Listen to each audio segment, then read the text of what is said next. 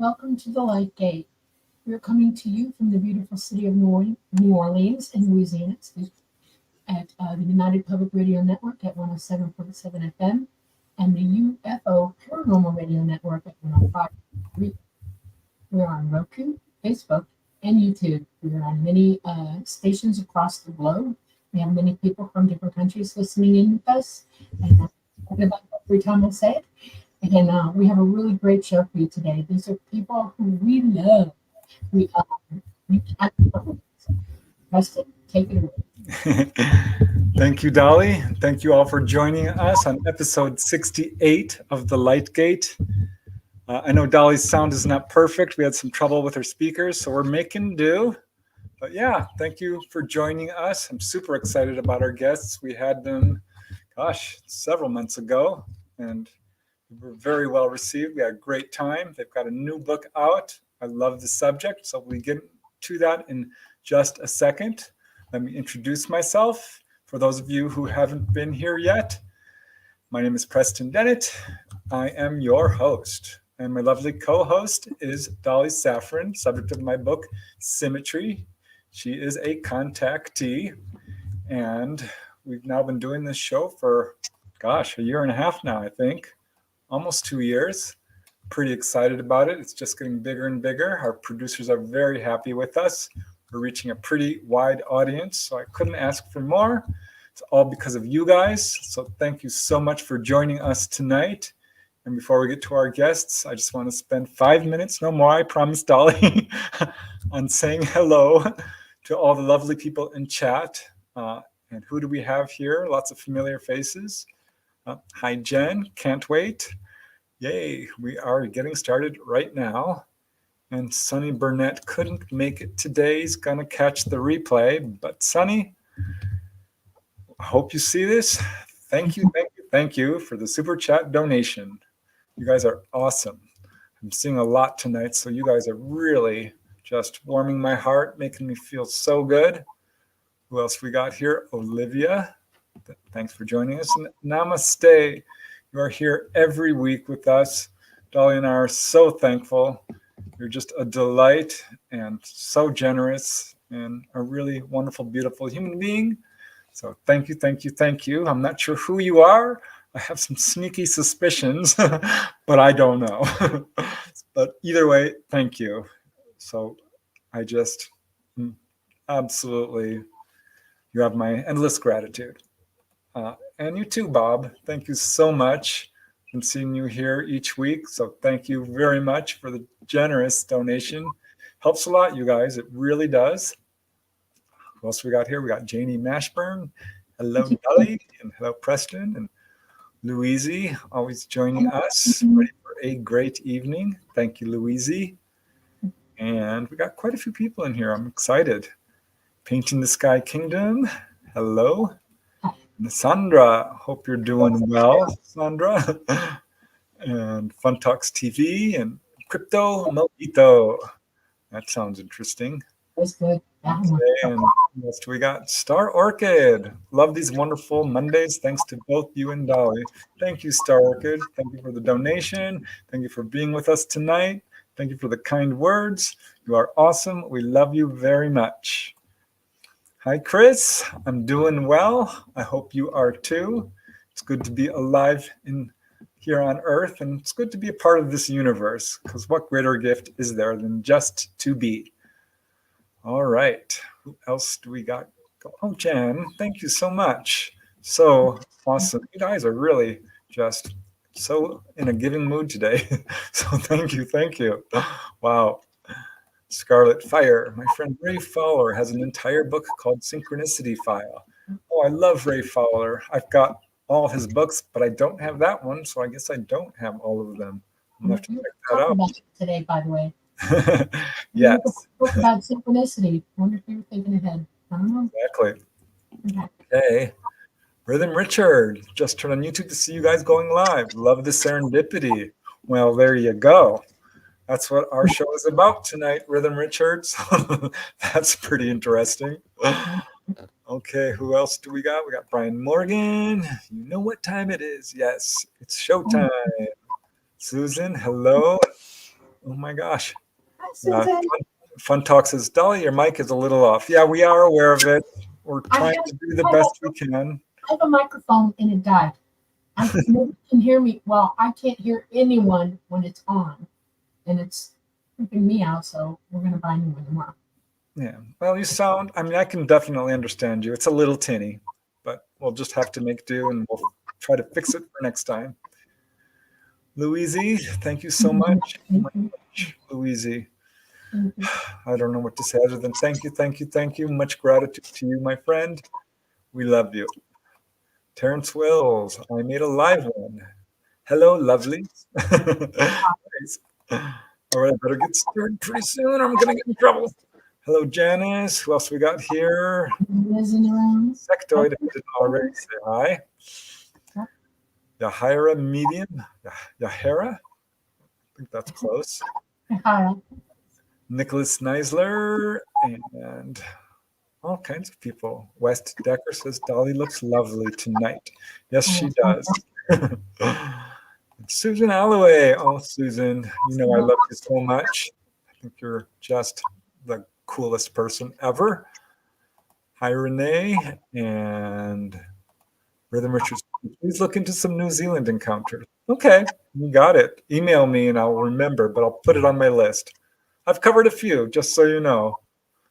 Okay, who else? Michelle Wilfong. Oh, questions coming already. Denise Gadro says hi from Connecticut. Hello. Frag G. Why? Well, that's a good question. I'll put a star on that. Okay, what else we got here? Dub Snapper. Greetings from Ireland. Okay, I better get started, guys, or I am going to definitely get in trouble. Let me introduce our guests, and I will bring them on. First, let me pull up the bio, and it's a big one because our guests are super accomplished. I'll try to get through it all so we don't spend too much time. But today we're talking about a book by Trish and Rob MacGregor. They're authors and UFO researchers of the paranormal, supernatural, psychic powers, dreams, and of course, synchronicities. And we'll be discussing their new book, which I have right here, Mind-Blowing Synchronicities, the latest science stories and research. I've had some amazing synchronicities in my life. I know Dolly has too. I think we all do. So if you have had a synchronicity, tell us about it in chat, and we will see if we can unpack it a little bit. But tonight, we are very happy to welcome back Trish and Rob MacGregor. I'll start with Rob. He's the author of 19 novels, 14 nonfiction books, and has teamed with George Lucas and Peter Benchley, who, as you may know, wrote Jaws. He writes both adult and young adult mysteries, adventure, and science fiction and fantasy. And he's an award winner. He's won the Edgar Allan Poe Award for Mystery, writing for Prophecy Rock, and the first of 4 novels featuring Will Lansa, which is all about the Hopi Reservation and more. Rob is best known for the 7 Indiana Jones novels he wrote for Lucas Films and Bantam Books. And among them is the adaptation of Indiana Jones and the Last Crusade, which, by the way, and this is a big deal, spent several weeks on the New York Times bestseller list. But he is not confined to fiction. He's written several self-help books on dreams and synchronicity, yoga, and psychic development. And he's also explored the mysteries of the Bermuda Triangle in his book, The Fog, and UFOs in his amazing book, which I have and can highly recommend, Aliens in the Backyard, UFO Encounters, Abductions, and Synchronicity. This is one of 3 books they've written, he and Trish, his wife, on this subject. So he also teaches yoga and meditation. And now let's move to Trish. Gosh, you guys, you are so amazing. Trish has written dozens of nonfiction books on astrology, the tarot, dreams, and synchronicity. She started out as a freelance magazine writer and eventually became a regular contributor to OMNI Magazine's Antimatter section, which, if you've ever read it, covers UFOs and all aspects of the paranormal. And it was through those assignments that she actually got to meet Betty Hill, who you all know, very famous contactee. She also met Budd Hopkins, the UFO researcher, and many other great people in this field. So yeah, they both write fiction and nonfiction. One of their more recent books is Beyond Strange and Sensing the Future. Of course, Aliens in the Backyard, UFO Encounters, Abductions, and Synchronicities. Trish is the author of the biggest horoscope book ever. That's the title. Rob is the author of The Jewel and the Lotus, Meditation for Busy Minds. Trish has co-authored books such as Power Tarot with Phyllis Vega. Rob co-authored a book, Beyond the Bermuda Triangle, with Bruce Gernon. Gernon? You'll have to correct me on that. I think it's Gernon. But tonight we will be discussing their latest amazing book.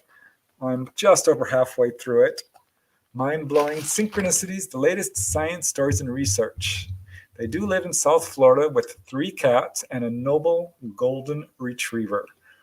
That is awesome. All right, let us bring on our guests. Boink and boink. Hi, Trish. Hi, Rob. Hello. We hope that the golden retriever doesn't bother us during this podcast. Like, On this end, okay. If yours shows up, ours will show up. We'll let them talk.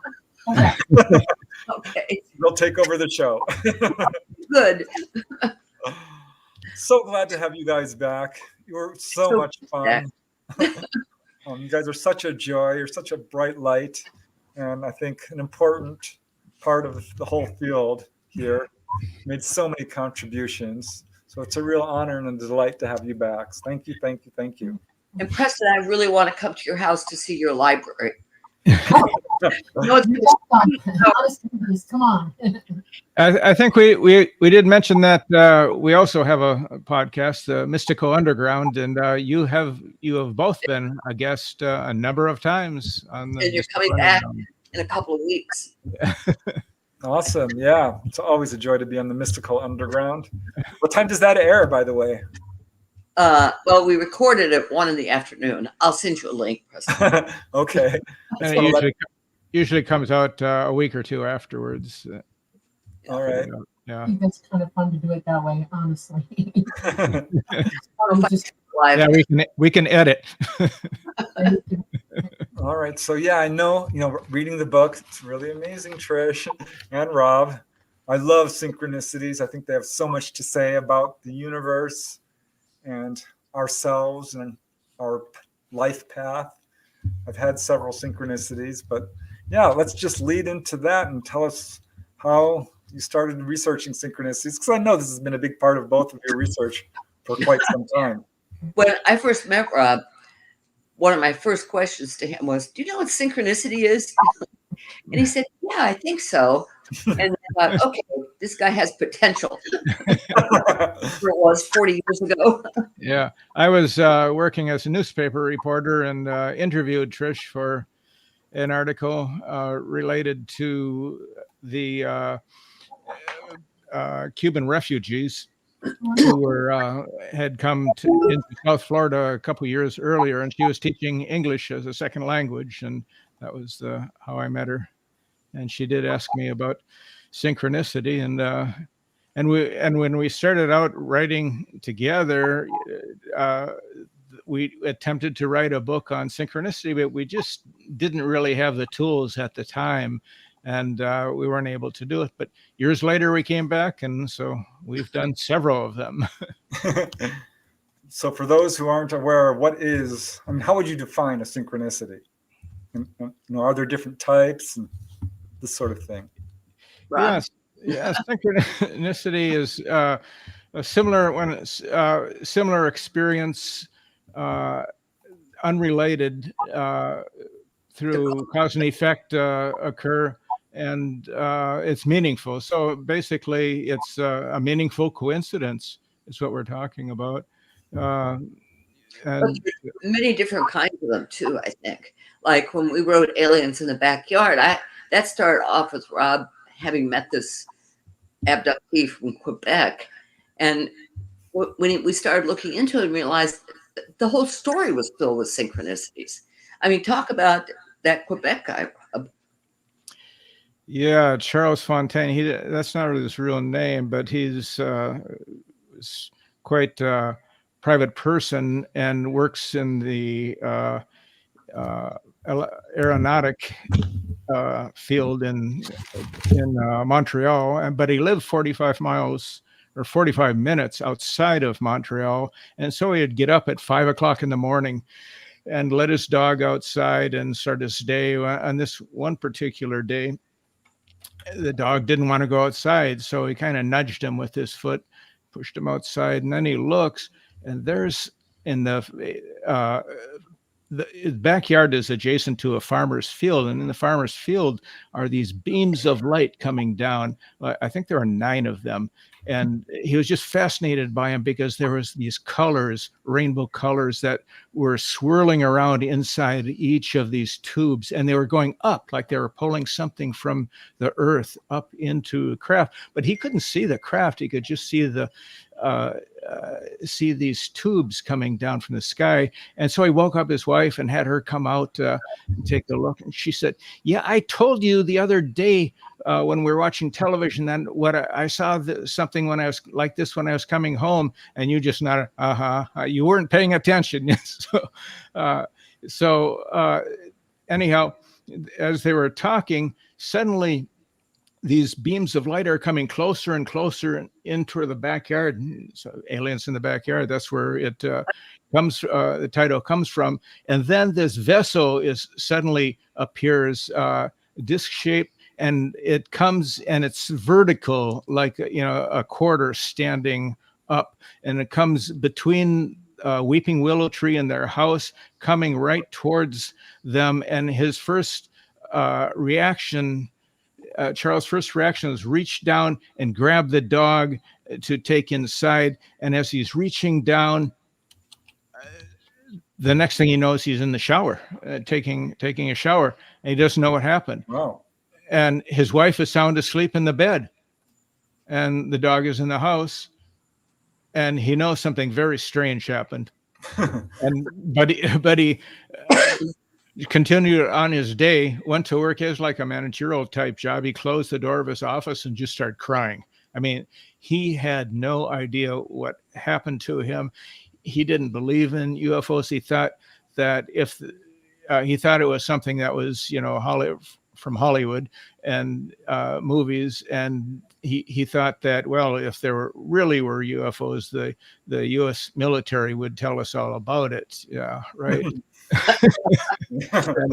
So he was a little on the naive side, but he just started having all kinds of synchronicities afterwards as a result of that. He went to this next door neighbor's house when he got home from work, and it's big property, so it's like equivalent of about a block away. He walked down to the house and knocked on the door, and the man answered, and he says, he knows these people get up at 5 o'clock too, because they also go into Montreal. And he asked, "Did you see something in the field early this morning?" And from the background, the man's wife yells, "Charles, you saw a UFO, didn't you?" And he says, "I'm not sure what it was. There was something there. It might have been just snowmobilers with these lights." And she said, "No, I know you saw a UFO. The reason I know is my crazy cousin, he's a medium, and he called me 2 weeks ago and said, 'Watch your backyard. You're going to see a UFO back there.' I didn't see it, but you saw it."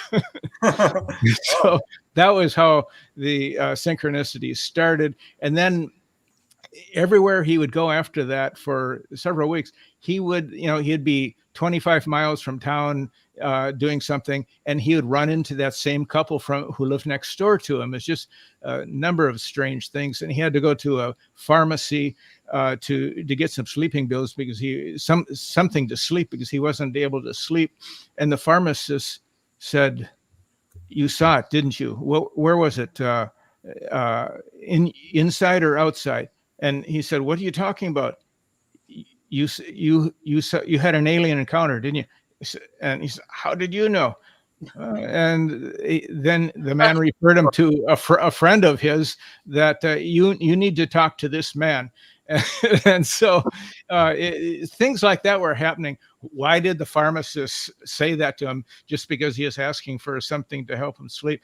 It was just crazy stuff like that. The whole town probably had. Yeah. So anyhow, he went to a bookstore and bought a book that looked interesting to him, and then he went online and did a Google search for UFOs and synchronicity, and what up came this photo of an alien craft with all these beams of light coming into an open field, and he said, "That's exactly what I saw." And there it is in a picture. And then he looked to the right, and it had the name of the authors and the book, The 7 Secrets of Synchronicity. And that was the book he had just bought a couple of days earlier in the bookstore, and it was the French edition of the book. And he said, "I got to contact these people," and that's how we met him. Wow, that gives me chills. Question, and I really have a burning question. I got to know this. Did all of them get together and talk it out? Because everybody, that's what they do. They'll leave you with this, and they give you the ability to stay in contact mentally with one another, run into one another, seek each other out until the point where you all get together and you talk it through. And that's when everybody starts remembering everything. And I'm curious, did they make the connections with one another and talk it through? Yeah. And I'll give you an example. You know the movie with the aliens and the what's the name of that movie? Close Encounters? Yeah. You remember all the people when they finally got to the thing and they're all talking and they're all starting to go, bing, we got it. Okay, those are synchronicities that they're showing, correct? ET does this so that you all wake up together and realize what happened to you. With no help from an outside source, you all work it out. You did. Yeah. And if they haven't, somebody needs to tell these people to find each other again and work it out. Yeah, he's had issues over the years. I mean, he went to a priest, and a priest didn't believe him and told him to get out, actually. And so he went to another town and to a Catholic church there, and he asked. He didn't talk to the priest, but there was a woman who worked there, and he asked, "Could I have some holy water?" So she gave him this bottle of holy water, and so he took it as a sign of protection. So he went around and sprinkled it in the 4 corners of his property, and he was very fearful. He slept in the basement with a baseball bat next to him, and he was just so fearful that it was going to happen again. And he went to a psychiatrist, and that didn't work out. And so. Here's an interesting thing. He eventually sent us this container of holy water. And this is weird. So we took it to Casadega to a woman we know who's a psychiatrist. So I said, "Kathy, what do you pick up from this?" And she's an RN. She thought I was handing her a tube of urine. I said, no. So I said, "No, I promise it's not urine. Just see what you pick up from this." And we picked up that it was, part of an alien encounter that this guy had had. And the reason she said, I think Trish asked her, what were they doing? Why did they approach them? And she said what she was getting was that they were doing something else in the field, and they were aware of them. And so they came towards them. They did it. She said they did it just for the fun of it, which I had never heard of aliens doing. Dolly, what do you think about that? Doing it for the fun? Do they do that? I've been busy doing things, and then suddenly something will strike me because the opportunity presents itself, and we leave no opportunity undone. Okay, so we go, and it's like a synchronicity. It's brought to you. You go and do whatever that synchronicity tells you to do. It's an intuitive thing. Synchronicity is all intuition on our part. Okay, and they have a major intuitive encounter with beings who really want them to remember it. And instead of going to the sources, y'all that've been in it, y'all had the same experience. You can talk it through with one another. It's a great psychological advantage for yourself because it brings it back up to the front. You don't elicit fear when you do that. You cognitively think it through, okay? But instead, everybody must have run and gone to other people who couldn't tell them anything because they didn't have the experience. They did. Yeah, I think you made a good point, Dolly, real quick, because one of our people in chat, Susan Alloway, She was a former guest on the show. She's had amazing UFO encounters, which she didn't talk about for years and years and years. Finally, she decided, it's time to come forward to talk about this. I don't know how to do it. I need to get some help. Went online looking for help, typed in the word UFO. Turned out that very day, the documentary UFO Abduction Answers, I think it's called, had just been released. She ended up contacting them. It led to her meeting Debs Shakti, who was just on the show last week or the week before. No, last week. And completely changed the course of her life because she followed her intuition. Like you said, Dolly. She picked up on it, and it led to this amazing synchronicity. Some part of you, I guess, knows. It does. And synchronicity is like guidance. It shows us, gives us nudges in the right direction to go. And sometimes it also serves as a warning, as a way of not going in that particular direction. Your intuition is already moving out. You're constantly sampling everything around you mentally. Well, here's an example which I wonder about because this happened to me, and I've always wondered about it. Okay. I was a little kid, and our whole family went on vacation up to Olympic National Forest in Washington. And we're just having a good time. We're in the forest, and we keep hearing these voices. I'm like, finally, we're like, that sounds familiar. Turned out the people in the next campground, this is a little campground, the people right next to us were our family friends from Topanga, where we lived. So we had both traveled, I don't know, almost 500,000 miles and ended up camping right next to each other. Yeah. How does that happen? Right. That's Yeah. That's like that's a mind blower. When you think about the odds involved. Yeah, well, you broadcast. If they're thinking about going to camping, they're picking it up because they're friends, and everybody goes. That's how intuitive we all are. That's how our psychic abilities are already operating. We're not totally 100% in control or conscious of it, everybody, but trust me, it's operating. It's important to realize that everybody is psychic. You're born with it. We had an interesting experience in 1987. We had gone to Venezuela, where I was born and raised. We wanted to go back, and I wanted to see what it was like. And on the way back into Caracas, we had to catch a plane out of Caracas back to the U.S.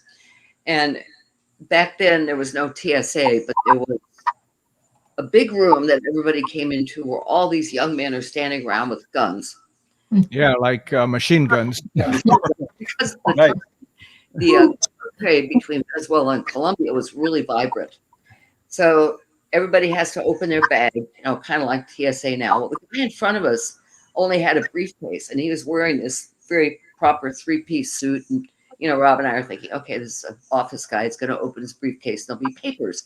Instead, when he opened his briefcase, there was a copy of a novel I had written under a different name, Allison Drake, where the novel was fevered, which perfectly described the atmosphere in that room at the time.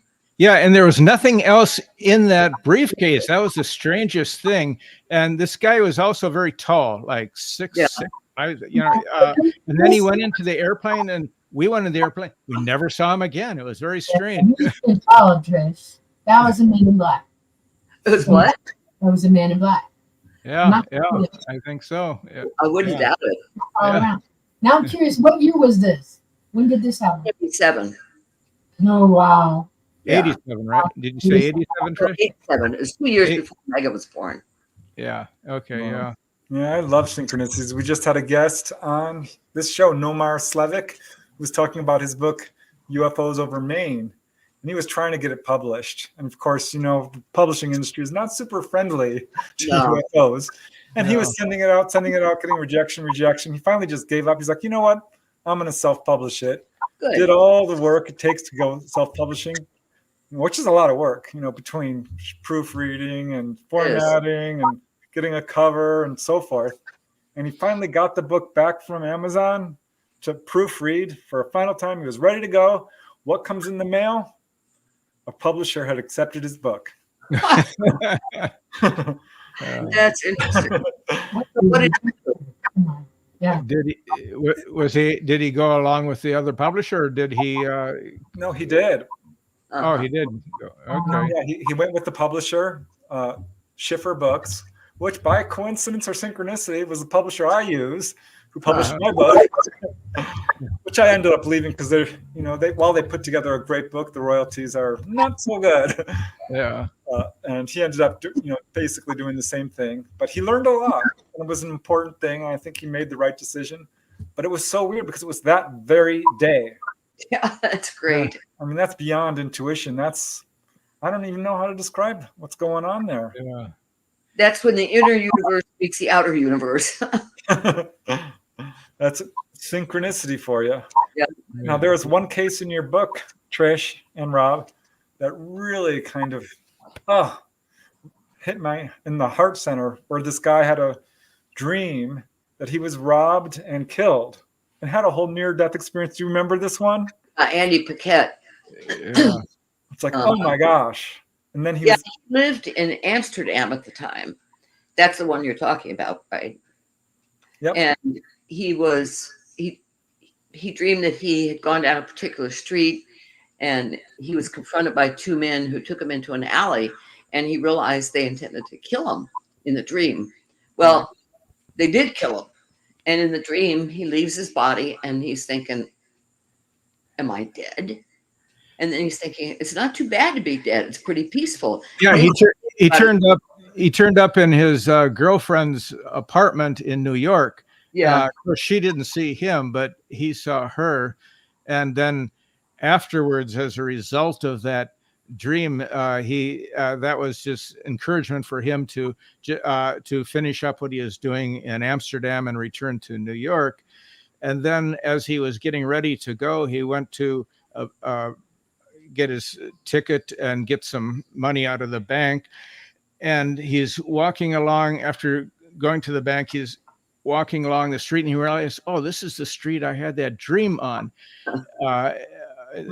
And he's walking along, and suddenly there are two men, just like in the dream. They come on either side of him and start and take a hold of his arm. Hey, buddy, how you doing? And they're thinking that he is a tourist and he's got some money, but he's been there for 3 months and he could speak a little Dutch, and that kind of confused them when he answered in Dutch.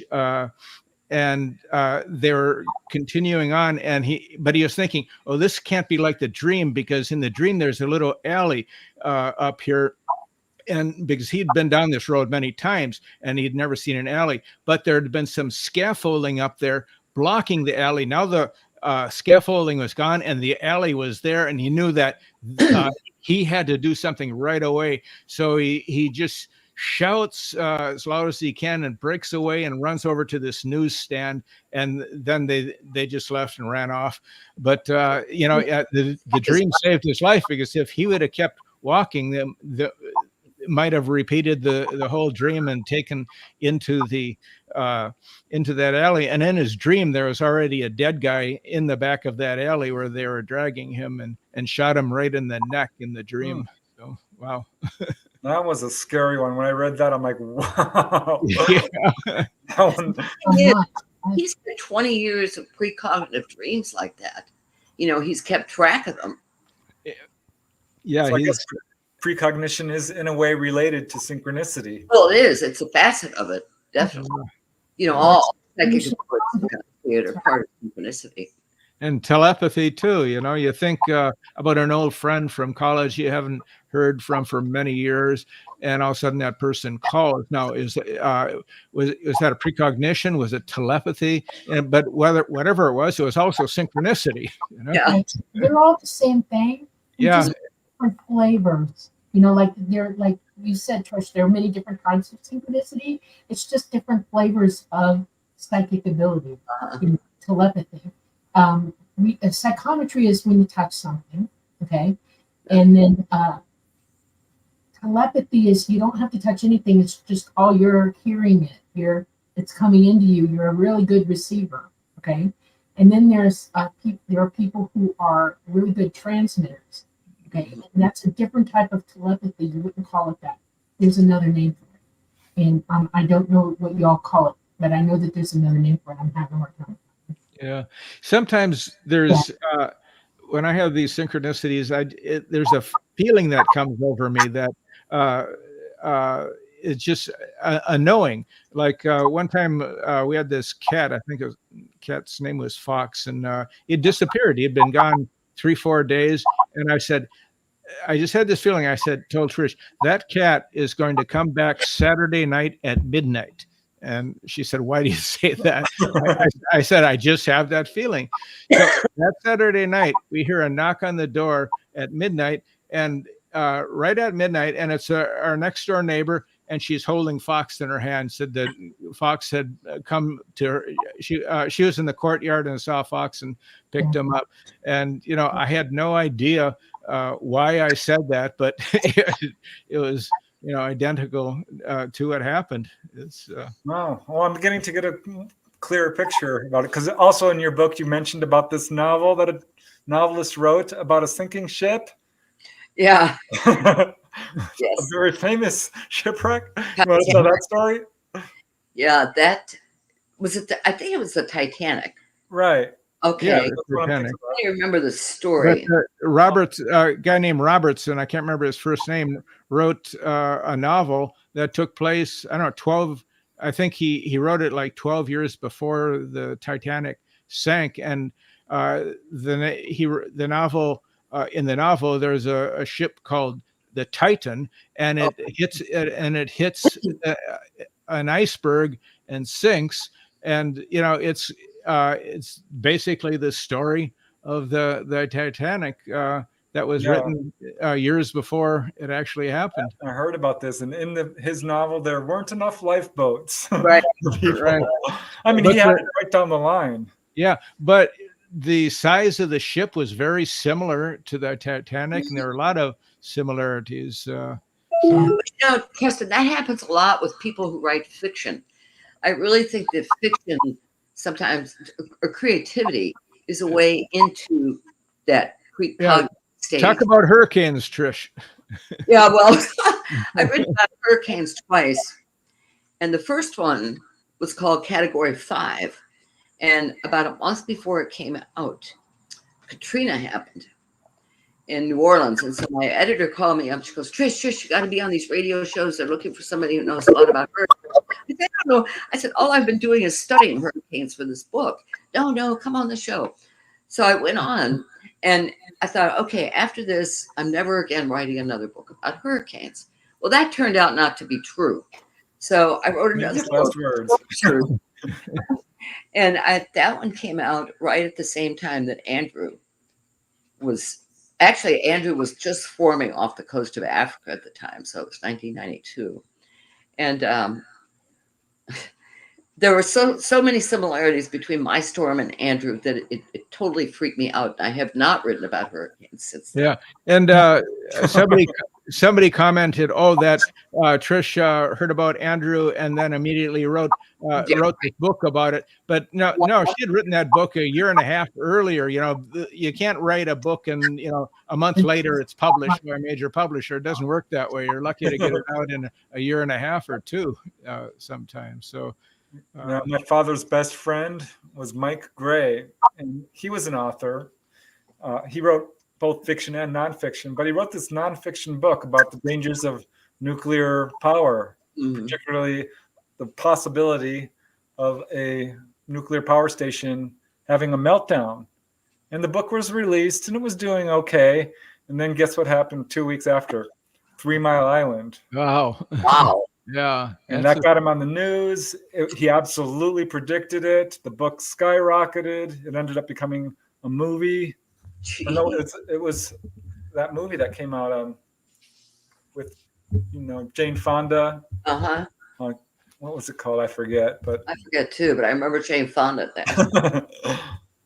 Yeah, there's so many situations like that with writers tuning into something that happens in the future. Edgar Allan Poe, his only novel, he's well known, the best known American fiction writer, but he only wrote one novel and he didn't finish it. He was a short story writer, and in this particular novel, China Syndrome. That's the one. Thank you.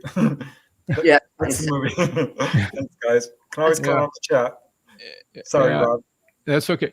Yeah, he described this event, a shipwreck at sea, 40 years before it happened, and in his story, there are 4 survivors in a ship or in a lifeboat, and that's what the story is about. And they decide that to survive, they're going to have to eat one of the people, and so they're going to draw straw. They have straw. Get the short straw. I don't know if that were what it was, straw, but anyhow, so the 16-year-old boy. Do you remember his name, Trish? Well, not off I the bat. do. Richard Parker. Richard Parker. Yeah, Yay. yeah, the famous Richard Parker, and you know, and in the story he was eaten and killed and eaten, and 40 years later, same thing happens. Richard Parker is the houseboy. He was on the ship working as a, an entry level job, and he was on that boat with 3 others, in the lifeboat, and the same thing happened. They selected him. He had actually been starting to drink some seawater, so he wasn't in good shape. So they just stabbed him and ate him. Yeah. Program. I've got the book on that actual shipwreck. I'm a shipwreck, nut. Really? Yeah. Yeah. Right. That Okay. one made me cry when I heard that, and I had no idea it was predicted. Yeah, and the ship that saved the other 3 was named the Montezuma, which Montezuma, the Mexican king, and also a cannibal. So that was kind of related, that they were saved by a ship named after the cannibal king. Wow. That's a famous one. And then there was a movie too about a shipwreck with a guy with a tiger on it. The guy's name is Richard Parker, and kind of a spin-off of the Richard Parker Poe story. What? The Pie book, P.I. Yeah, the pie. Yeah. Yeah. You just reminded me of another synchronicity I heard about, where a guy was struck by lightning and killed. He was reading a book where there was a guy on the cover being struck by lightning. Oh God. Okay. That's cool. That's so wrong. I guess if you have to go, that's a good way to do it. I mean, it's meaningful, right? Yeah. I had a strange one a number of years ago where I used to be a windsurfer, and it was a windy day, and we had, rather than going to the ocean or a bigger lake, we had a smaller lake in our neighborhood. So I decided just to go out there and mess around. And since it was kind of a casual thing, I forgot to take my billfold out of the shorts I was wearing. And at some point it fell out, went to the bottom of the lake, but I didn't know it. I thought, well, maybe I left it in the car, and I wasn't sure where it was. And but pretty sure that it was in the lake. But you remember this, Trish? I just did not. I did not want to call the credit card, or do anything. Get a new driver's license or anything. I just had the feeling back to him. I just had the feeling that was going to come back to me, and I don't know. It was about a week later. I get a telephone call. And the man says, "Are you Rob MacGregor?" And I said, "Yeah." And he said, "Oh, I'm so relieved. I was fishing in this small lake, and I netted your billfold, and I thought you might be on the bottom of the lake, that you had drowned or something. So glad to hear you, and hear that you're alive." And then so I went to meet him a few days later. It was at. It turned out that he was having a party.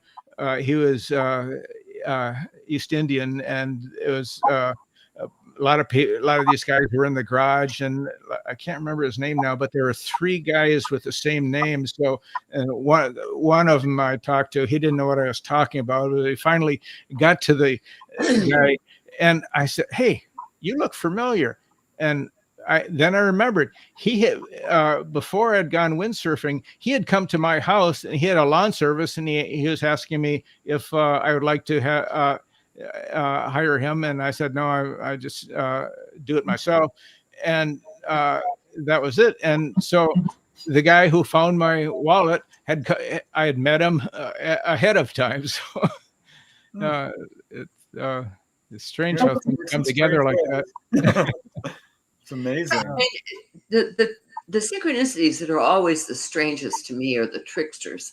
In a sense, Rob, that synchro you're telling us about was a trickster synchro. Because this guy who had been to the house finds your wallet, and then you recognize him. It's the lawn guy who wanted your business. Well, it's not as big a trickster as the one we had related to the underwater area 51 Andros Island. So UFO Hunter was the name of the show. That Bruce Gernon, and that's how his name is spelled or pronounced. We wrote actually 2 books on the Bermuda Triangle, and we were invited by UFO hunters to go to be interviewed on Andros Island along with some other people as well. And so I met some people who had worked, civilian people who had worked on this secret Navy base called OTEC that's on Andros Island, U.S. Navy base. And they had talked about these, their experiences related to these underwater crafts that had been sighted. But anyhow, and known as the Underwater Area 51. Right. Yeah. So the producers of UFO Hunter had wanted to talk to the commander of the base and interview him about UFOs, and is this really true that these crafts are underwater, because 80% of the base is actually, it's underwater. It's a submarine base. But not only did they not get an interview, but the people at the base never even responded to them, not even like a public relations person or anything. So anyhow, there was these 3 guys who were the main people of UFO Hunters. Have you seen that one? I think that goes back to the early 2000s. And the main one, I can't think of his name now. He said, let's go to the base and see if we can just go up there and talk, see if we can meet the commander, or at least take a tour of the base so we can use this in the show. And they asked me if I wanted to, me and Bruce wanted to go along. So I said, sure. So we jumped in this Jeep, and there was a camera guy there, and I think there was a second vehicle. So we stopped about 50 yards or so outside of the base to get ready to walk up. And what happens is suddenly there are 2 police cars at the gate, and they're not facing the gate, but they're facing, their nose to nose, facing, blocking the gate, which is odd. And then this black helicopter lifts up from behind the gate and hovers over us, making a lot of noise, and kind of like chasing away. So they talked, and they said, I don't think we're welcome here. So we turned around and left, and that seemed to be the end of it. Except it wasn't. So synchronicities sometimes don't take place immediately, but take place over time. And that this trickster synchronicity was one of those, because 5 months later, we were helping our daughter return to college in Sarasota at New College there. And so Trish and I decided we would go downtown and have dinner, and we're looking around for a restaurant. We found this open air one where there was some live music, and it was really crowded. And we walked around, and there was one table or one high top that had 2 seats. There were 2 people there and 2 seats across from them. We asked if we could join them. And they said, fine. And, there's a lot of noise and music. And then there's a break. We started talking to these people. And the guy turns out to be the commander of AUTEC. From Recently retired. This was in September, but he was retired from the base. He was no longer the captain. But when we were there, he was the commander of the base, and so I started talking about being on that show with UFO hunters and being there. And he looks at me and he looks at his girlfriend and says, "I need another drink." And so, and then the music comes on, and it's difficult to talk. And then he says, "You want to go to another bar next door?" And for some reason, Trish and I said no. I don't know why. But anyhow, he wrote down his email address for me to contact him. I think he had something to say, and I lost it. I never found it. So that is a super trickster synchronicity, because, I guess we just weren't meant to find out what it was, but because I don't know why we didn't. I guess we were tired or something. We didn't want to go. Rob, that wouldn't convince us now. Yeah, no. I had an example of a trickster synchronicity. The whole family, instead of celebrating Christmas, we decided we're going to go to New York. We're going to spend 2 weeks in New York City, because my father knew someone who had an apartment right in Broadway or someplace crazy, which you could never in a million years afford.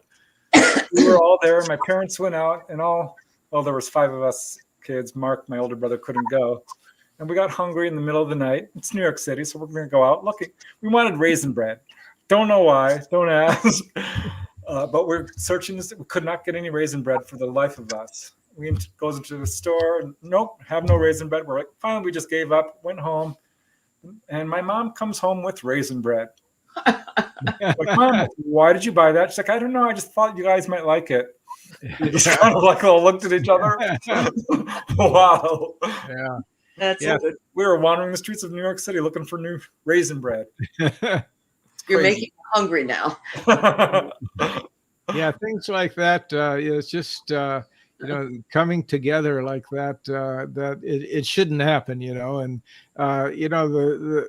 the skeptics say, well, it's just, there's obviously a chance that it's going to happen sometime. And think of all the things that happened when there was no synchronicity. That's her excuse, that if there's real synchronicity,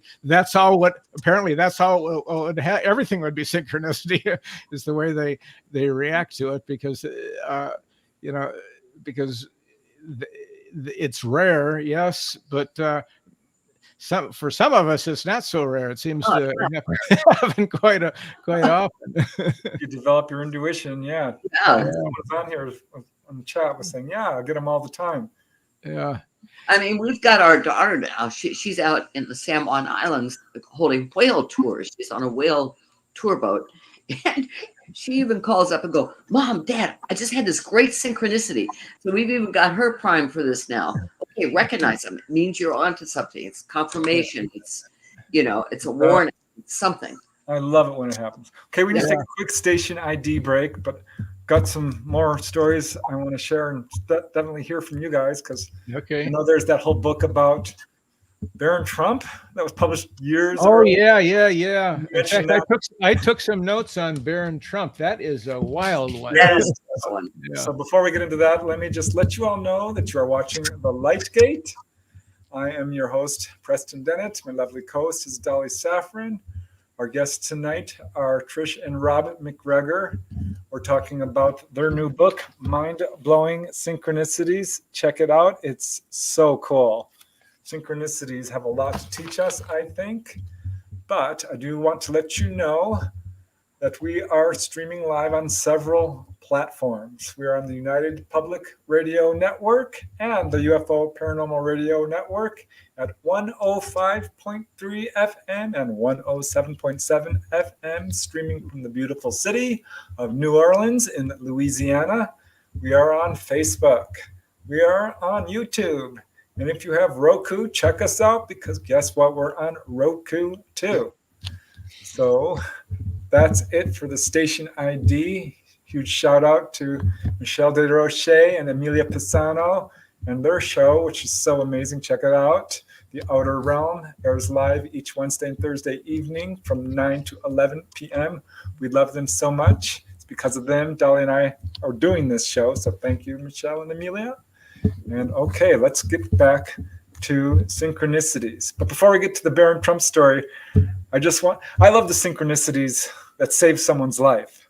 And there's this really famous case, because when you guys were coming on the show, I immediately thought of this, because I don't know where I heard this. It was years ago, but all these people were supposed to go to church one Sunday evening. And nobody showed up. Nobody showed up. And everyone, because they did research on this, had some weird excuse. Oh, I was sick. I had to go pick up something. I was working for a party. I had to move that day.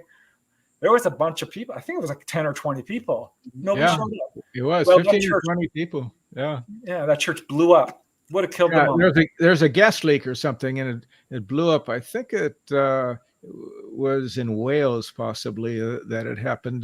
But we wrote about that years ago, and it's an unusual one, because nobody showed up, and that was of course, on 9/11, there were a lot of people who didn't go to work that day.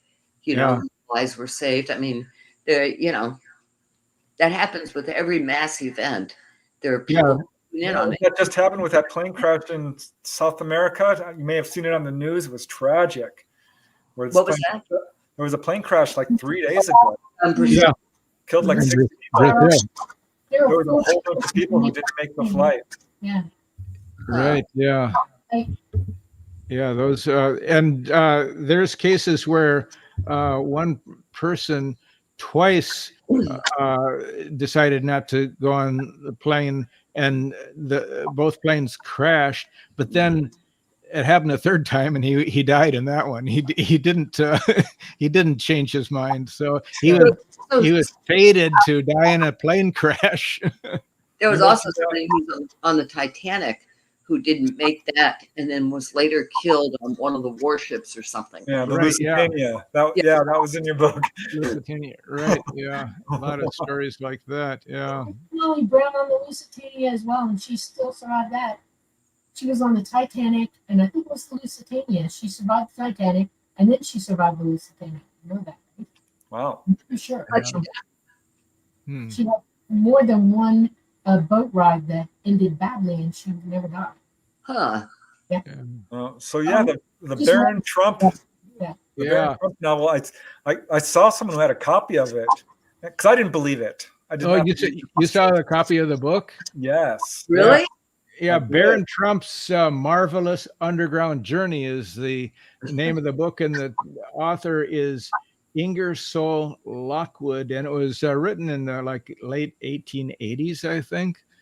And little Barron lives in Castle Trump, and he had adventures with a man named Don, and Don is the master of all masters. And where do they go? They travel to Russia, and there they find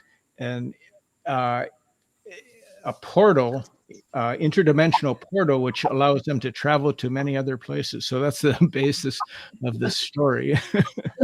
Weird.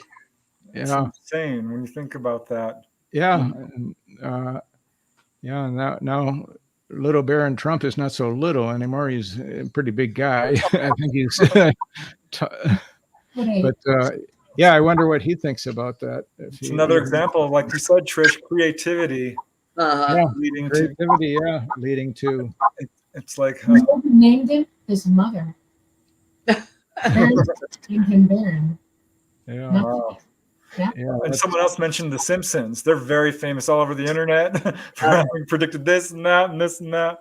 Right. Yeah. There. Can't remember all. Yeah. 9/11. There was a Simpson that it showed the World Trade Center and the number 9/11 on it, right in one of the Simpsons episodes. In fact, especially in the future, we write about that. There are a number of different stories. Like, In that book, in the future. Yeah. Right. Yeah. I had one other one that has always baffled me. And I was taking a couple people to the airport in Miami. I had met one of them in Belize, and I had met this woman at the top of a pyramid, a Mayan pyramid, and we'd kept in touch. And she said she was coming to Miami with a friend. So I picked them up at the airport, and they stayed with us a few days.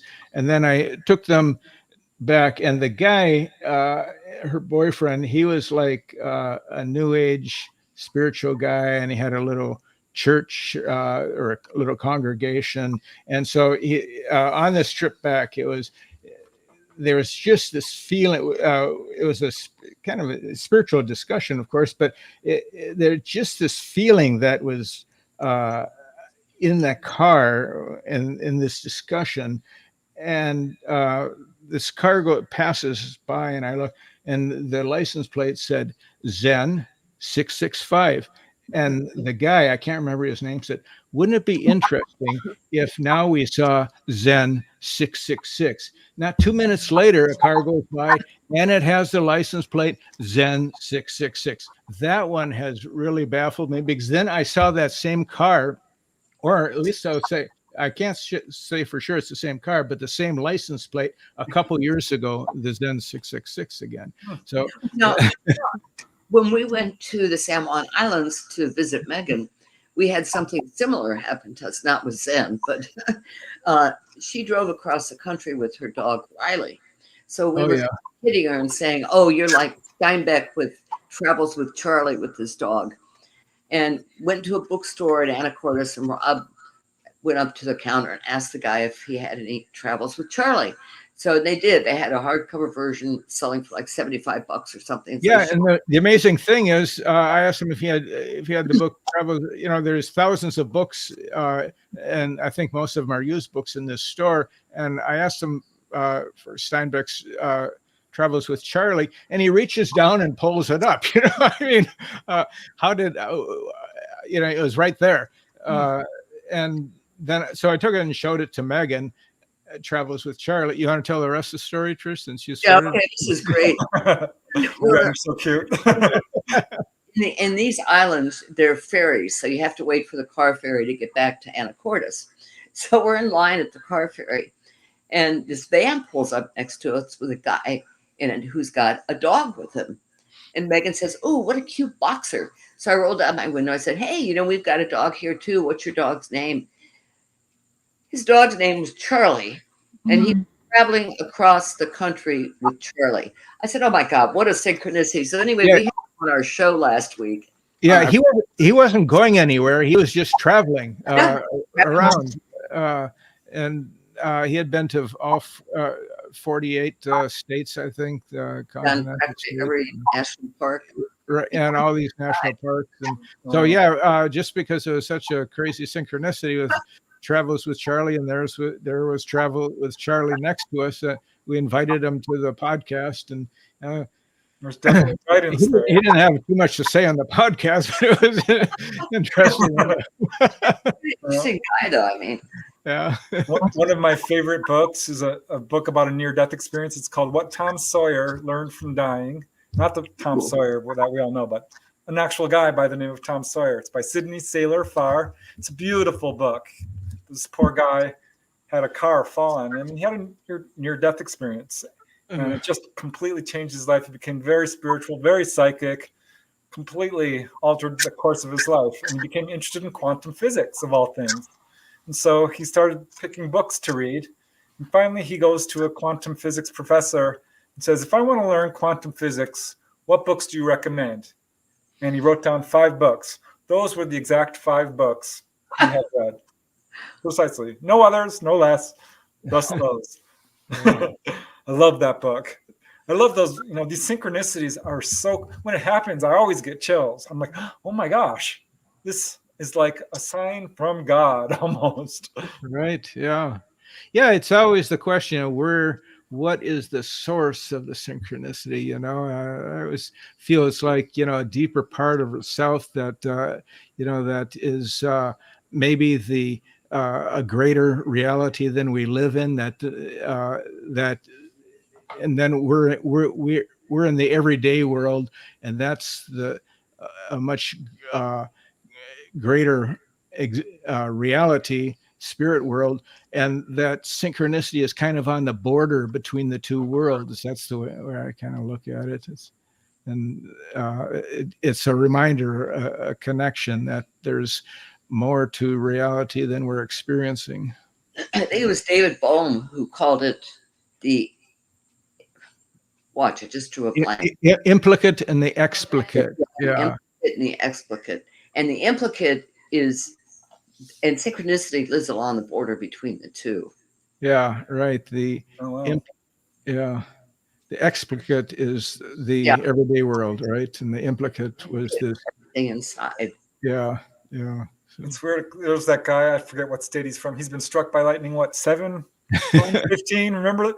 About that guy. Yeah. That's a kind of, I don't know if you call that trickster synchronicity or what. Yeah, painful. Yeah, how do you survive that? I mean, that is those bolts of lightning are powerful. It's not fun, not at all. No. Did you get hit by our house, fuse panel? It was aluminum wiring in this old ranch house. It exploded just as I was walking by. So I was electrocuted and pelted by the panel that was so hot it broke my arm. And it stepped down. And then I was in our garage, and it had been pouring rain, we were flooding, and it was in the glades, and the fuses went out. So I went to change a fuse, and I dropped off what I was standing on into water with my hand that went just into the open fuse. That blew me clean across the room. So that was the first 2. And then I got arced by lightning, and I've decided ever since then, if I even smell it, hear it, feel it, or whatever, I'm not there anymore. Yeah. Yeah, Florida is the lightning capital of the world, and it's I often just kind of ignore it and go about my business, but it's so dangerous. Our dog, our golden retriever, knows that he goes into underneath my desk every time there's thunder. He doesn't. I won't go outside at all. I test it, I like the rain, and if it's warm outside and it's raining warm rain, oh my God, that's a great thing. Go outside, right? Enjoy it. But I speak for the thunder and I listen for like 10 minutes. Do I hear thunder? No, okay, it's great. And then if the thunder comes, I'm right back in. That's exactly what Nigel does. He hears it, he's under Rob's desk, and now he's got our cats doing it. Before he doesn't hear about rain. Now the one cat, Beowulf, hears thunder, dashes into the house. Yeah. There's also a ball field not too far, about a quarter mile from where we live, and there's I guess a rule that you can't have any games going when there's lightning within 5 miles. So there's this horrible sound that goes off, and in the summer we hear it a lot. I had one at the zoo. There's a college right behind our zoo, my family zoo, and it had the lightning detectors on it, and it would sound the alarms, but we would hear this from it, and then poof, the alarms would go off, and it's awful, and we would run everybody to shelters if we had tours out there. And my ears were peeled, but I'd hear it at night. It would scare me in the house. I'm not kidding. It's like, no. What is dangerous? It really is. I heard a study about plane crashes. Statistically, how many passengers are on the plane? There's statistically less passengers than normal when a plane crashes. I think it's like 10 or 20% below average rate. So people are picking up on it. And this is scientifically proven. Yeah, right. And here's another study, which I'm curious about what you guys think of this, which is on identical twins. I don't know if you've heard of this, but identical twins separated from birth. There was a case where there were these two gentlemen. They both ended up being soccer coaches. They both married, I think their wife's name was Linda. They both named their dog Toy. They both bought the same brand of aftershave, toothpaste. Right. Neither of them could stand mustard. I mean, it was beyond sale. Well, we lived next door to identical twins, that we did for a while. One of them has since bought her own home. But it was always, I'd go over there and go, okay, Jeanette, give me a synchronicity. Tell me about something where you guys have been in telepathic communication. You saved each other's lives. So one night, it tells me this story. She was living in one city and had gone to the bank at night to make a deposit or something. And a guy came up to her and tried to rob her. And she started crying and said, "Oh my God, don't kill me. My twin will freak out. She'll lose her mind. She'll, kill herself."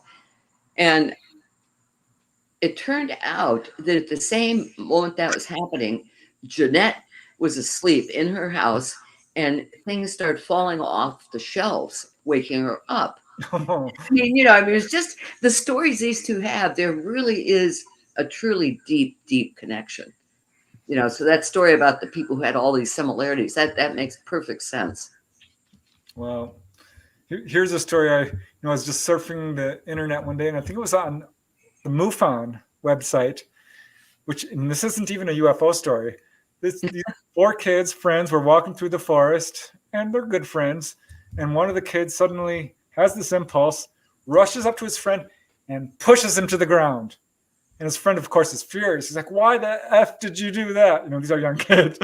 And he's cursing him out. And his friend is like, "I'm sorry. I don't know. I just had the urge to do it." And they're about to fight when crack, this tree falls right where he had been. Wow. Yeah. And they all completely freaked them all out. To me, I would have been, "Wow, how cool. You saved my life." But no, sometimes people get freaked out by these synchronicities. Yeah. Depends on what's happening. Is that your black and white cat back there? Yeah, the cat is sitting Calico. in a tiger blanket. Ella. And, she came back to me from my daughter. She's 14 years old now. She's an old girl. And after Michael, it tore the house to pieces, and we were trying to build back. And then I had to, move out and to go to other places and do things.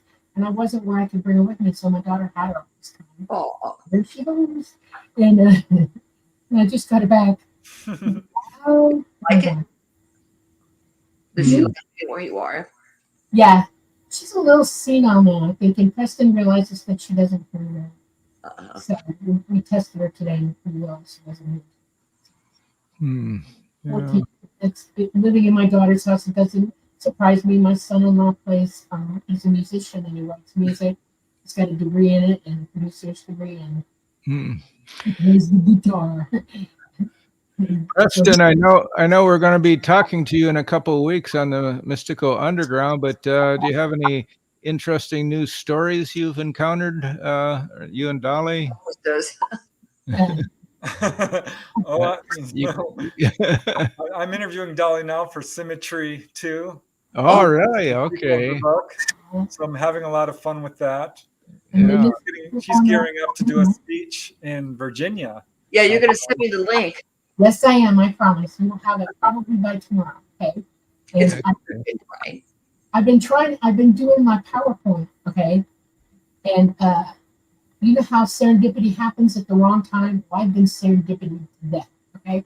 And I'm almost done with it now. And I finally found a picture that I'm looking for, and it's funny you said that. I have a identical twin that is not here. She was missing at birth. The umbilical cord was there, and she was not. And there was no counting. And the doctors were all freaked out, and the neighbors freaked out. And later in my life, I finally got to meet her. They put me back up with her. And I was told that she visited me once. They brought her to me when I was still living in Miami. I was a little girl. We used to go to the zoo there, Cannon Park Zoo. Remember that? And my mom says this told me a story. We've got pictures of it, and she never understood why this girl did this.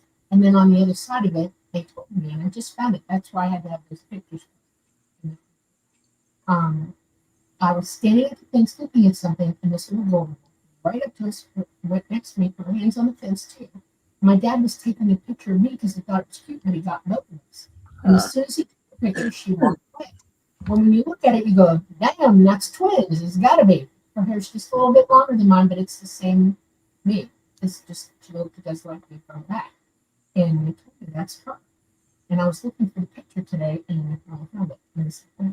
So, yeah. Wow. Needed that picture for the thing. So, Yeah, when I was writing a book about human levitation, I would get like a signal, go to this bookstore. I'm like, I'm not going to that bookstore. I've been there a million times. But I went, and there was a story on levitation that I was looking for. There's this weird element of guidance that will sometimes lead me to UFO witnesses. One of my best synchronicities ever was when Stephen Greer was coming to town to speak about Close Encounters of the Fifth Kind and form a little charter group for CSETI, people to call down UFOs. And I wanted to go so bad, but I couldn't afford it because he charged, I think it was like $300, and I'm basically living check to check at that time. So I couldn't afford it. I'm like, well, I guess I'm not going to go. No big loss. But the newspaper editor calls me up and says, I have no idea why I'm doing this, but we're going to pay your way if you'll write an article for the newspaper. I'm like, really? He's like, yeah, don't know why I'm doing this. He must have said that 10 times. They don't do that. They just don't do that. And I ended up, of course, going, and I wrote the article. But it was a pivotal moment because I ended up becoming a part of that CSETI group, having a lot of UFO encounters, met a best friend, met a really important witness who appeared in my book, UFOs Over Topanga. It altered the course of my life. So many things would not have happened if I hadn't gone to that. I love it when stuff like that happens. Yeah, right.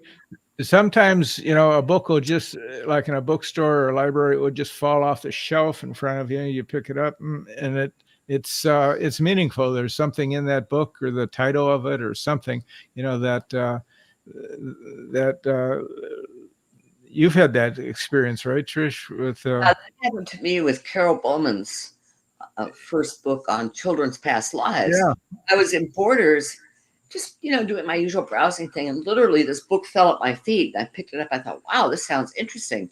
So I took it home, bought it, read it in 2 days, and I contacted her and I said, I just love your book. Well, anyway, this was 25 years ago, and we've been good friends ever since. So it's like, yeah, she's one of Trish's best friends. That's all contact. Yeah, I think synchronicities work extra especially hard when you're supposed to meet a person. Yeah. You just reminded me of a story that was on the news about 5 years ago where a lady went to France or Italy or something and took a selfie. And in the background was this guy. Turned out they later met in the United States, became hooked up, married, had kids, and they were going through her photographs later. She's like, that looks like you. And he's like, that is me. That is me. I was there. Yeah. On the news. I'm going to tell you what, try not to be emotional, okay? This is the most important synchronicity in my life. I have a best friend that I grew up with. Her name was Maureen. Talk loud, Dolly, because your microphone cuts you out. Okay, her name was Maureen, and we grew up. She moved to Oregon, and then came back, and they lived in. Her father moved them to Alabama, and I was in Georgia at the time.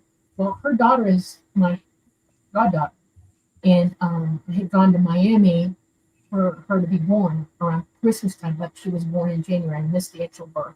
But years later, we still stay friends. She'd come to Atlanta every now and then. It took her forever to learn to drive, so she finally drove to see me, and I would go to see her sometimes. And so later in life, my daughter's grown up. Her daughter is an adult. She went to college. My daughter's moving around. Her daughter's like 10 years older than her. And my cousin Kim had to go to Alabama to the university hospital there, right near where Maureen was. And she said, you want to ride with me? I need somebody to ride with me. I said, sure.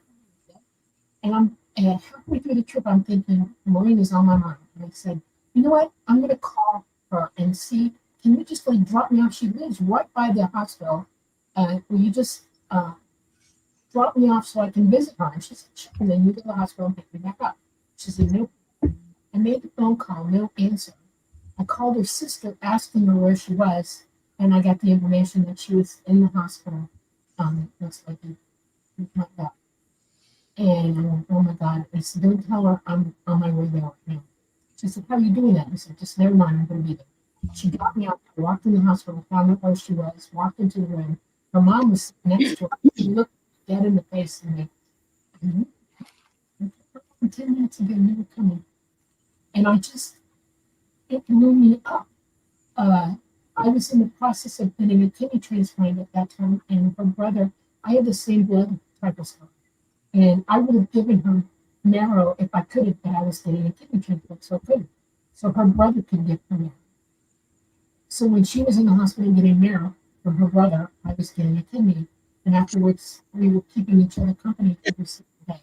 But that, I needed to know all that was going on. She wasn't going to tell me, she didn't want me, but I showed up for it that Saturday because I was with her to the end, communicating with her immediately. So, most profound one. That's something. That is something. Yeah, that's a real mind blower, though, Dolly. It is. Yeah. I mean, it made me realize how connected we were. You know, and that this synchronicity had to happen. And she was longing for me to show up just as much as I was longing to. And it just, you know, that the situation, I mean, if my cousin hadn't needed to go, I would not have wanted to. Well, you know, I had a synchronicity that was not like, it was similar. On the eve of my birthday last year, my brother-in-law called me to tell me that my sister had just had a heart attack and died. And now I knew that she was in the hospital being treated for something. We had been texting a couple of days earlier. But this came as such a shock to me, not just because it was the eve of my birthday, but because she was the healthiest person I knew. You know, 2 days earlier, she and her husband, Neil, had gone biking for 18 miles. I can't do 18 miles on a bike. Rob probably can, but I sure can't. And now they were saying she was dead. So we drove up to Orlando to get Meg, and she was going to fly up the next day. So Rob and I drove up to Georgia, to Marietta. And we took Nigel with us. And a couple of days after we got there, I was sitting on the porch with Nigel. And I was thinking about Mary and thinking, why the hell did you leave? You know, I'm supposed to die first. I'm the oldest. And all of a sudden I look up and there is a hummingbird like this. I mean, right in front of my face, so close. I could see the color of its eyes. And I knew it was her. And so everybody in the family now has a hummingbird tattoo. There's mine. That became an archetype for her. Yeah. The sister and brother-in-law have a second house up in Blue Ridge, and we had gone there earlier, about 6 months earlier, and that's where I met you guys, or saw you guys in person. So I had no idea what was going to happen next, though. You know. Yeah. In fact, there we are. All right. Where's Dolly? Dolly's supposed to be behind the camera. Dolly's taking the picture. Yeah. That's pretty good, Preston. How'd you do that so quick? Yeah. I was ready. Actually, I told him to do it. I sent him the picture and said, "Oh, okay."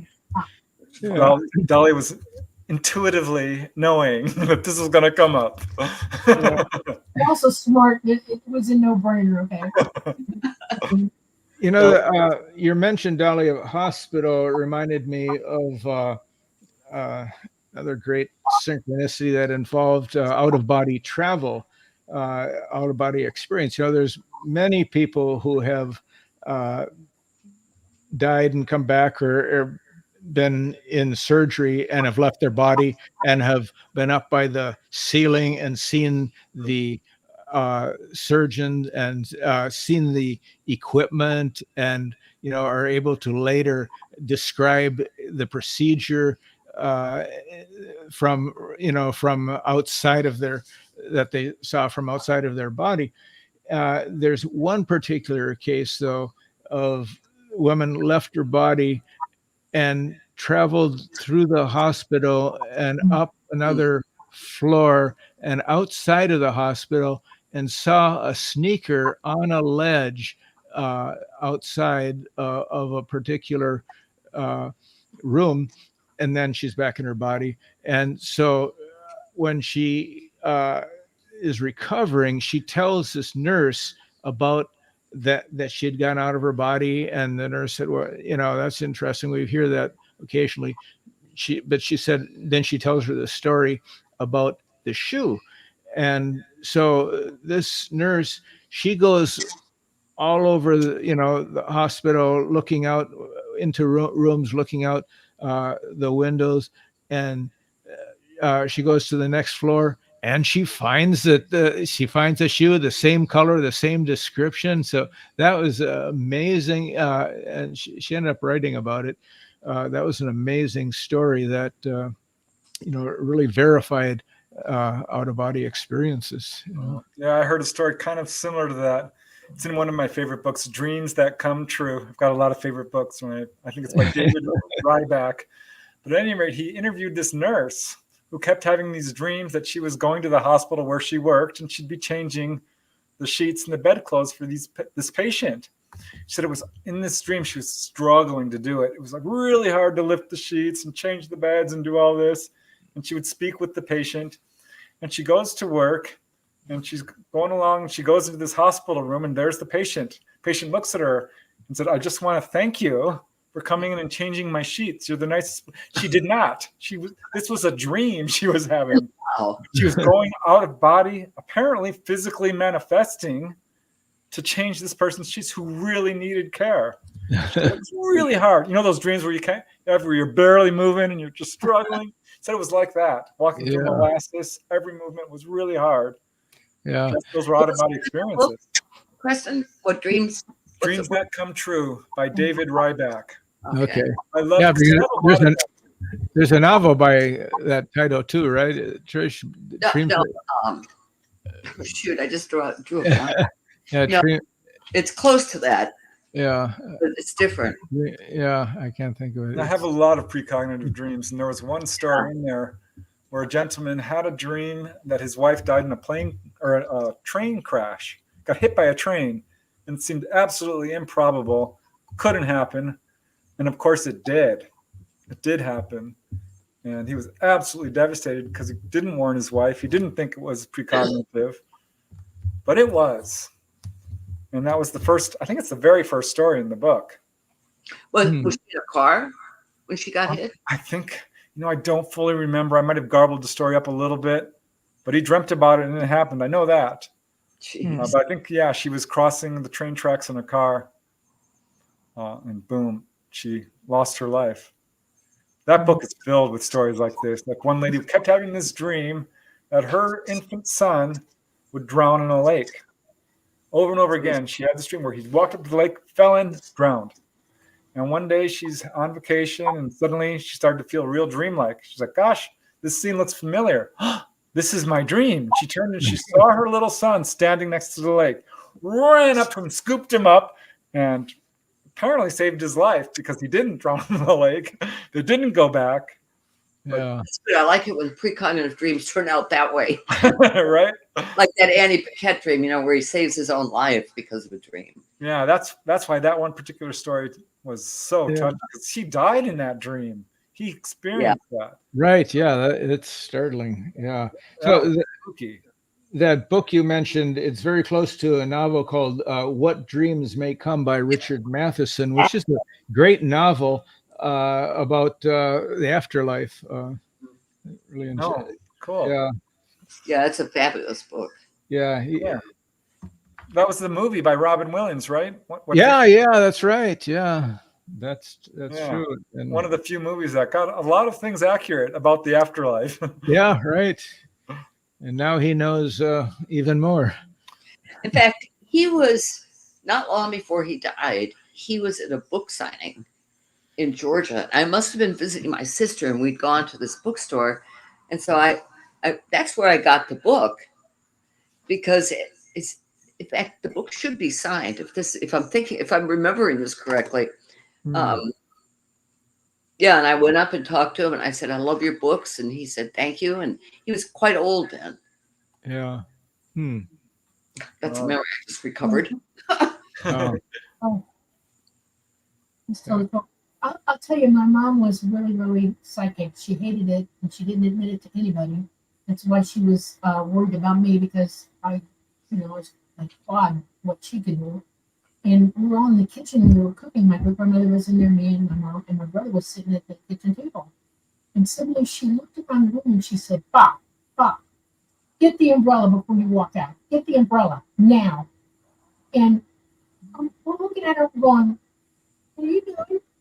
She said, "Your dad's going to forget his umbrella, and he's wearing a brand new suit and get all wet. And he's going to burn that suit. We just bought it." And back then, money was tight. Military people don't make a lot of money.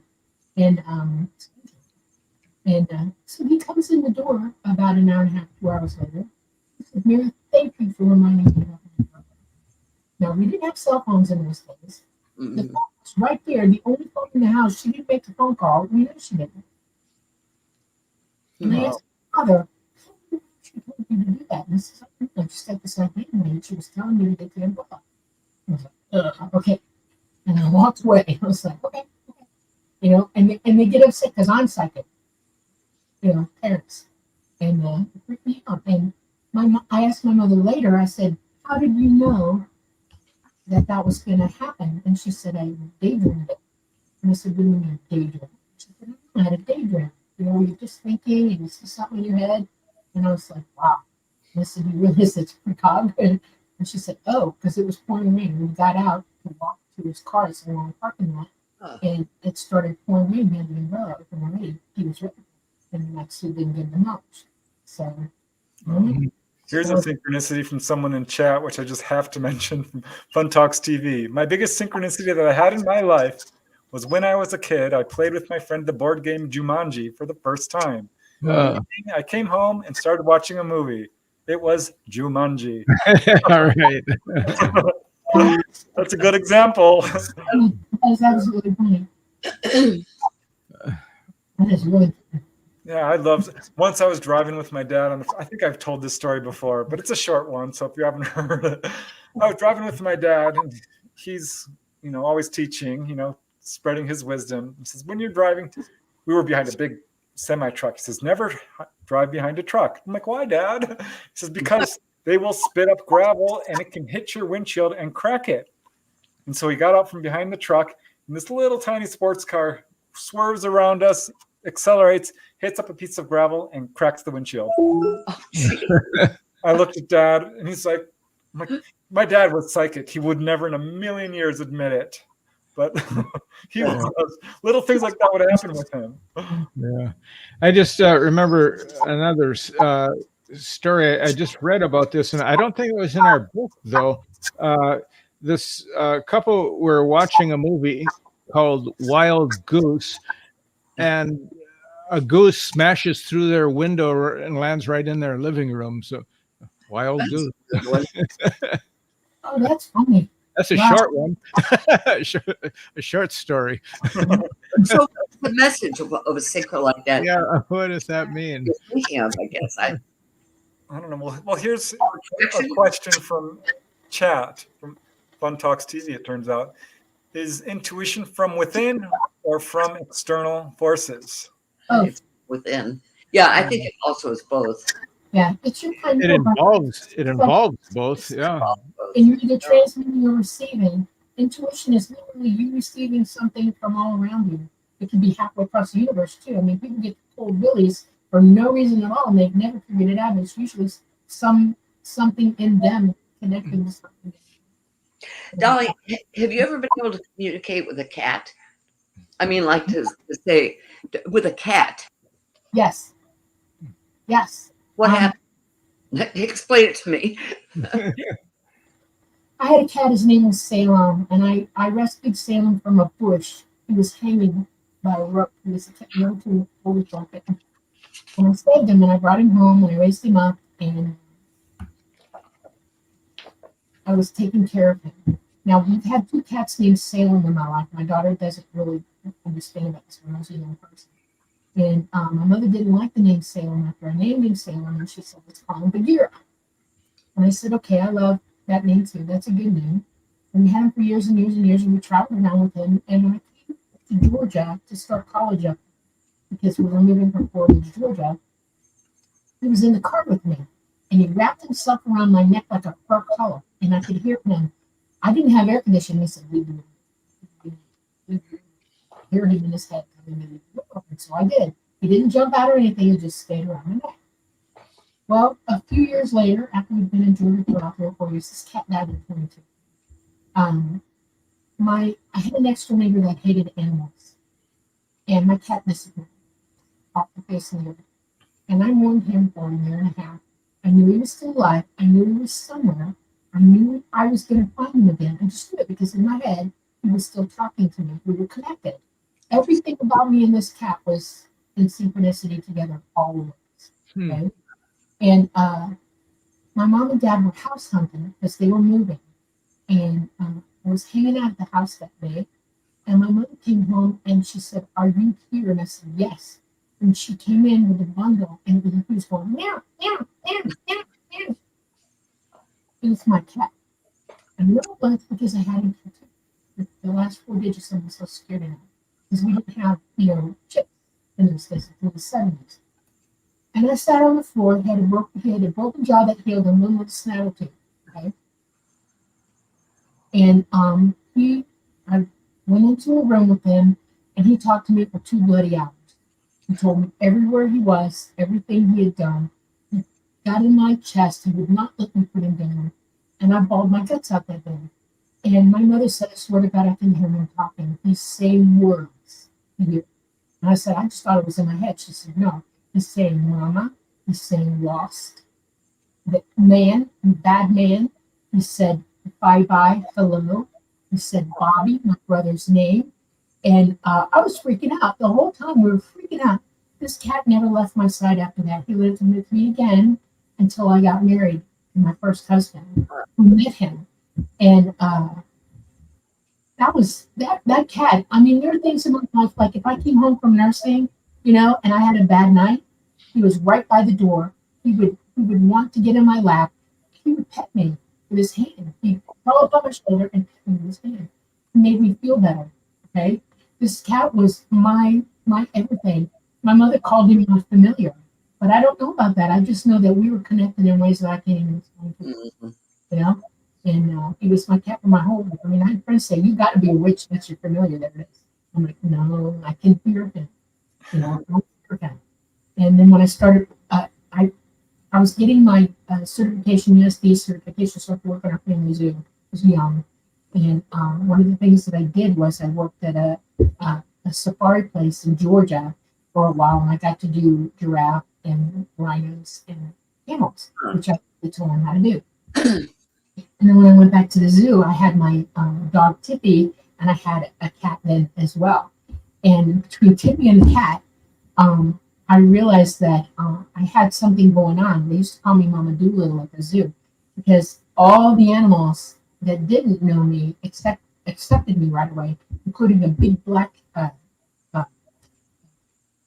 you would say panther, but it's not. It's a leopard, a big black leopard. Mm-hmm. She came from Crystal Springs. They shut down and we went and rescued some animals, and we brought her back to the zoo. She had no nails. They cut all her nails out, pulled them off. And in an enclosure that she was getting used to us, we to her. And I went and sat with her every day and sang to her every day. And she would lay up against the cage with her back to the dogs. Now, Kenny, the owner of this, and my cousin's husband, came up to me one day and said, how in the name of God do you do that? And I said, what are you talking about? He said, she won't let anybody with 10 feet. No. I don't know. She hears me. And I asked her, do you want eggs? And I swear if she did this, she went, and I said, chicken eggs, you want some chicken eggs? And she went, and bowed. Guess what she got after that? Every morning she got 2 chicken eggs handed to her. Animals don't get near the credit they deserve. Yeah. I just want to give a shout out to There's Poon Pei. beings. Thank you, Poon Pei. We do know Dolly's having trouble with her microphone. We're gonna get it fixed. But thank you for the $10 for the microphone for the Miss Saffron Fund. You gotta see it. It's not working right now. We're having some technical This difficulties. is the devil. It doesn't work. Okay. What's going this away? Preston, I just thought of a couple more synchronicities we've had related to UFOs. Both of these happened to Trish and I, and we had gone up to Stewart to meet a friend, and had It was Jupiter. Yeah, right. And then came home, and we on the way home we saw these a series of red lights in the sky, and so we. I thought it was like maybe like at first a radio station antenna, but that wasn't it. And we came to a park and we pulled over. And there was a guy on a Harley that he was talking to his wife, and he was saying, "Oh, they're here. You know, we're looking up." And the synchronicity is we were in the town of Jupiter when this happened. This guy was carrying on. He was a riot. He was trying. This big biker, you know, almost crying, you know, about the UFOs in the sky. And the other one was went to Barnes and Noble one night, and I found a UFO book I'd never seen before. So I picked it up and bought it. We walked outside in the parking lot, and it was dark. And there was this bright light in the sky right over the parking lot, right over our car, like, you know, like, I don't know, 300 feet or so. We couldn't see what it was, just a bright light. And there were other people walking by, and we noticed that we're looking up. They never looked up, you know. We're looking up at this light, and they don't seem to pay any attention or notice it. And then after about 10 minutes, it's just hovering there. Trish said she wanted to go over to Walgreens, which was about a quarter mile away. So we drive over there. It's actually part of the same parking lot. It wasn't even that far away. She goes in, and I park kind of a corner of the lot. And that light has moved across the main road, Forest Hills Boulevard, and it's hovering now above a golf course. And so it's like one of the only places I could have parked to be able to look over there and see that light. So, you know, maybe it was a drone, but it wasn't making noise, it wasn't doing anything, you know, but it was just weird. It was meaningful to me. So Trish, you have a story you haven't told that I should say that this is really Trish's book. She wrote most of it. I edited and I contributed 2-3 stories, and I did also audio for it. But the story of Joe Killian, Trish. Yeah, Joe Killian. Joe, if you're out there, here's your story. Not that you don't know it, but so when Megan was a kid, there was a young woman who lived in our neighborhood named Melissa. And over the years, Melissa moved to New York, and we all kept in touch. She was about 17 years older than Megan and younger than us, obviously. So I get an email from her one day, and she goes, "Trish, you have to talk to my second cousin or third cousin, whatever he is, whatever Joe was. He had a UFO encounter, an alien encounter, and it's just totally blown him out of the water, and he doesn't know what to do with it." So I said, "Sure. You know, I mean, I'm no expert. I've never had an alien encounter, but, you know, this interests me." So Joe got in touch with me and told me his story. And it's in this particular book because he had also done 2 pictures. He had done 2 paintings of what he had seen. Unfortunately, in the book, it was difficult to make up in color, but the colors were quite vibrant. And it was just, this happened in a parking lot where he had eaten dinner that night.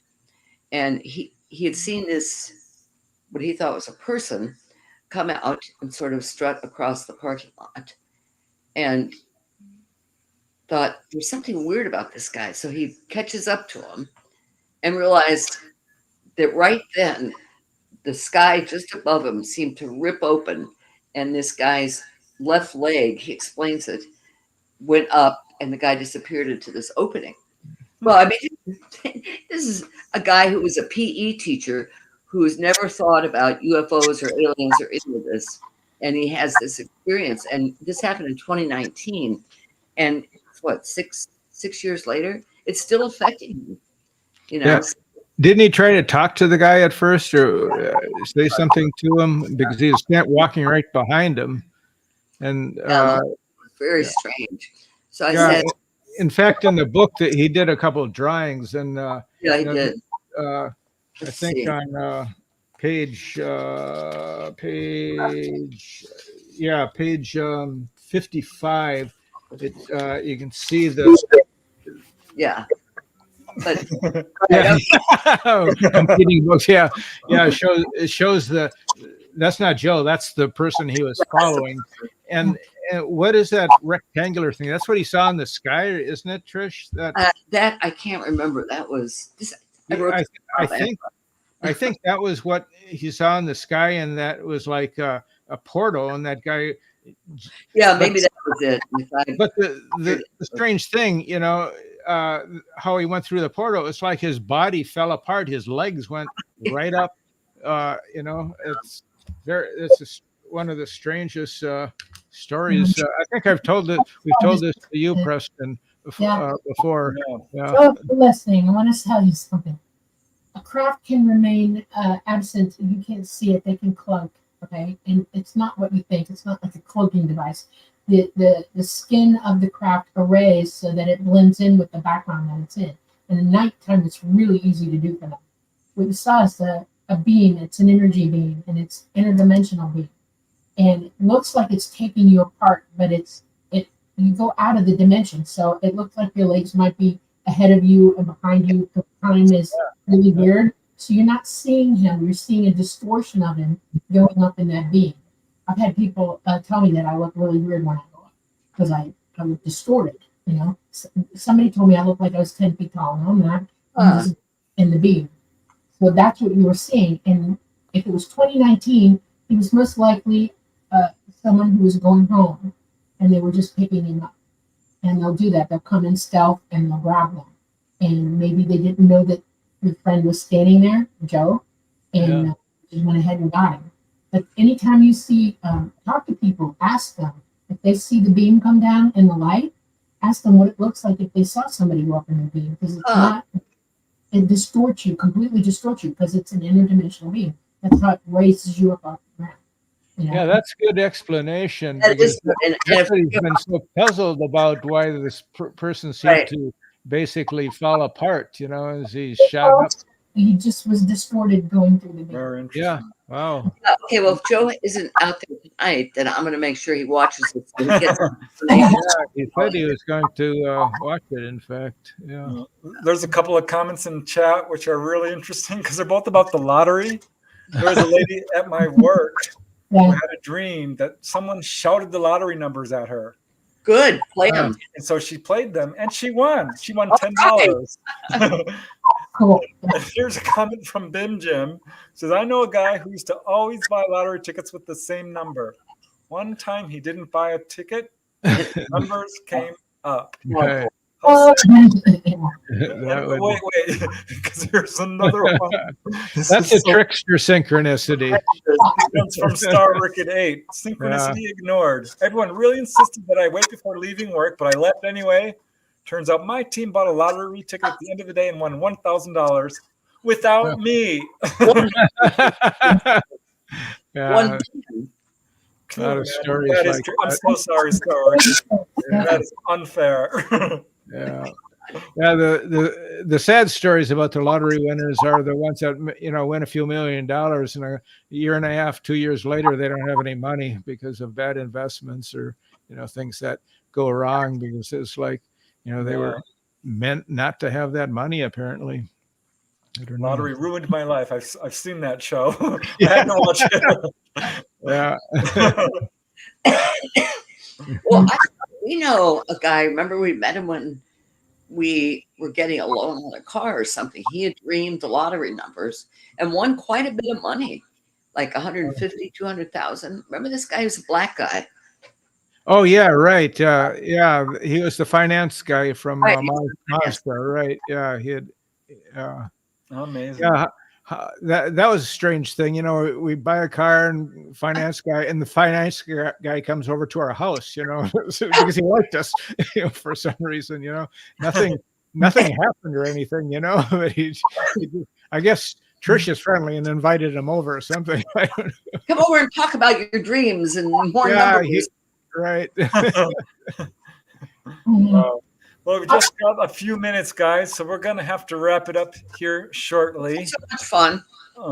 But yeah, the book is amazing. I highly recommend it. For those of you who can't see, here's a picture of it. Mind-blowing synchronicities, the latest science, stories, and research. I love the cover with the infinity Our symbol. water. Yeah, right. Yeah. Very beautiful. Yeah, a good book, you guys. I hope it does really well. It definitely deserves to. I found it very interesting and quite moving at parts. Great. Yeah.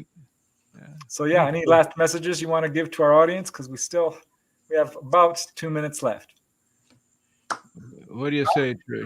I don't know. Stop by our website, which is themysticalunderground.com. We have a podcast every Sunday, so you can check it out. Yeah, the links are, by the way, in the description, but here they are, right, running along the banner here. We haven't been abducted, but we wouldn't mind being abducted. Yeah. The thrill of it. We also have a blog too that we've had for many, many years, now called the Mystical Underground, which what did it used to be called, Trish? Synchro Secrets. Synchro Secrets. Right? Because it's about synchronicity. Yeah. So very cool. Well, you guys, it's been awesome. Thanks so much for coming on you guys. And I want to give a shout out to all the guys who donated super chats. It means a lot. So thank you, Sunny. Thank you, Namaste. You guys have been incredibly giving tonight. Bob Thorson. Thank you, Star Orchid and Jan. Oh my gosh, you guys. Louise, you're all awesome. Cliff Olinger and Making Bacon, bringing the bacon. Linda Catlett, thank you so much. Boom Pay, Microphone Fund for Miss Saffron. Thank you. Yeah, Thank you. guys. You're going to be getting a new microphone. You're gonna get a new microphone. Okay. That's good. Well, listen, everybody, thank you so much for coming tonight. I'm going to stick a little thing in for here real quick. I'm going to be on the Outer Realm on Wednesday night, this coming at 9 p.m. And I'll see you there if you want to join. We are coming to you live from the beautiful city of New Orleans in Louisiana at the United Public Radio Network at 107.7 FM and the UFO Paranormal Radio Network at 105.3 FM. We've been on Roku tonight, and YouTube tonight. Thank you so much. Everybody go in peace. Namaste. Thank you, guys. Enjoy your lives. Night, night. Okay. We love you. Mwah.